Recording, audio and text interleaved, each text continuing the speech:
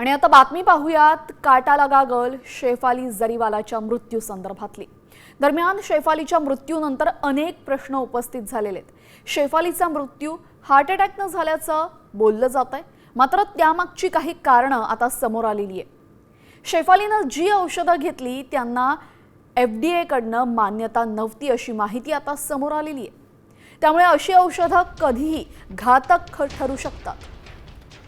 त्यामुळे शेफाली जरीवालाचं तारुण्याच्या नादात मरण तिनं ओढावून घेतलेलं आहे का असा प्रश्न या निमित्तानं उपस्थित झालेला आहे। तरुण दिसण्यासाठी ती ट्रीटमेंट घेत होती, यासाठी अनेक औषधं ती घेत होती ज्याला FDA ची मान्यता नव्हती।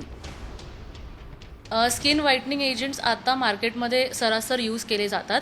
फर्स्ट ऑफ ऑल हे FDA अप्रूव्ह नाही आहे, म्हणून ह्याच्यावर स्टडीज किंवा अजून एफिकसी येणं अजूनही बाकी आहे। As per people general indication असं राहील की तुम्ही जेव्हा पण हे सगळे मेडिसिन्स घेतात ते it should always be considered or taken after the consultation of an MD or DNB और अ DVD डॉक्टर ओनली। कुठल्या दुसऱ्या डॉक्टरच्या मान्यताखाली हे वापर न केलेलं ते जास्त बरं राहील, कारण की हे वी डोंट नो की काय साईड इफेक्ट्स देतील। जे युजुअल साईड इफेक्ट्स आहेत त्याच्यापेक्षा इडिओसिंक्रॅटिक म्हणजे जे आपल्याला नाही माहीत आहे साईड इफेक्ट्स हेही होण्याचे चान्सेस आहेत।